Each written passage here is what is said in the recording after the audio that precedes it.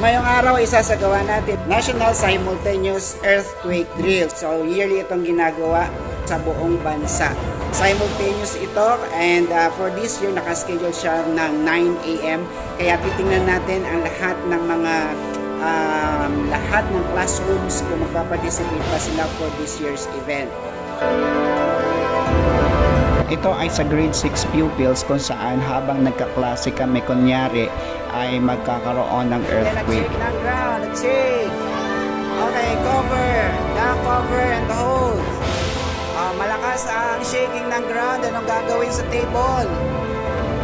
Hawakan. Hold the table. Alright, and then the shaking will stop. What will you do? Stop na ang shaking. Anong gagawin? Line up and go outside. Doon sa ating open ground. Go!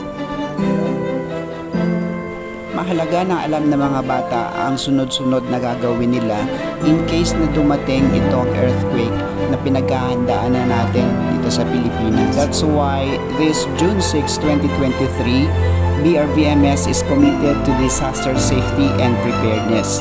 And one way to ensure that is by participating in the 4th Quarter Nationwide Simultaneous Earthquake Drill or NSED this 2023. The countrywide event, it is organized by the National Disaster Risk and Reduction and Management Council or NDRRMC, aimed to raise awareness and increase readiness among the public in the event of a potential earthquake. That's why all the grade levels here in school participated in this kind of activity.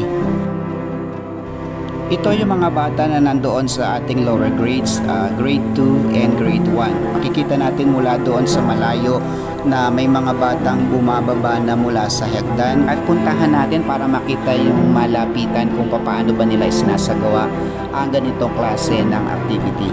Kaya yan, cover nila yung kanilang head. And then, hindi sila nagpapanik ng pagbaba sa hagdan. At dahil malayo ang open ground, ay doon na lang sila pupunta sa safe place kung saan medyo malayo naman sa building. Doon sila uupo para hindi sila mahilo in case na mayroong malakas na shaking. That's all for today, guys. Thank you for watching and please don't forget to like and share my video.